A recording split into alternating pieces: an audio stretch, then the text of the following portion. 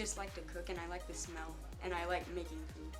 And it was his grandma's French toast recipe that made the judges go back for seconds during this year's Breakfast of Champions competition. I like doing competitions, so I tried winning. And he did. Aiden Tucker of McKee Middle beat, whipped, and chopped out the competition. So Aiden was very excited. I think he's been the most excited out of any of the students that have ever won, so which was kind of fun to see. So he was very happy. From kindergarten to 7th grade, these students traded their pencils for aprons and cooked up a storm. But Aiden's secret ingredient was to keep it simple. Their foods looked like a little complicated for like breakfast. So like it looked too hard to make. And when they called his name? I was shy. I didn't know what to say. It's fun to see kids, and some of the interesting recipes that, they come up with. The goal is to get kids to cook.